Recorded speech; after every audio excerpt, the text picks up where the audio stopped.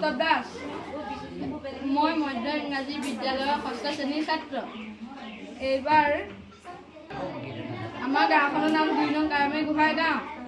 আমাৰ গাঁওখনৰ দাঁতিকাষৰীয়া জাজি নৈত বানপানীৰ সৃষ্টি হয়। সেয়েহে আজি আমি এটা মডেল প্ৰস্তুত কৰিছোঁ। ইয়াত জীৱ-জন্তুৰ অসুবিধা হয়, গাড়ী মটৰৰ অসুবিধা হয় আৰু মানুহ ডুবি যায়, গছ-গছনি ভাগি পৰে, ঘৰ-দুৱাৰ ডুবি যায় আৰু বেছি মানুহ যাবৰ বাবে ডাঙৰ নাও থোৱা হৈছে আৰু কম মানুহ যাব পৰাৰ কাৰণে সৰু নাও দিয়া হৈছে। বানপানীৰ পৰা ৰক্ষা পাবলৈ আমি নাৰিকল গছ ৰুব লাগে আৰু ঘৰ ওখকৈ বনাব লাগে আৰু নাও প্ৰস্তুত কৰি তুলিব লাগে। আমাৰ দাঁতিকাষৰীয়া নৈখন বাম হৈ পৰিছে, সেয়েহে চৰকাৰে নৈখন দ কৰি দিব লাগে।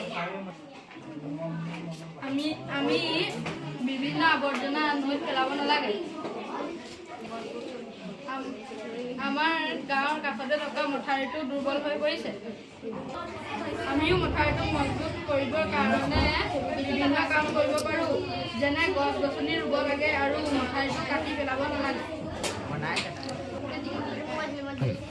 ধন্যবাদ।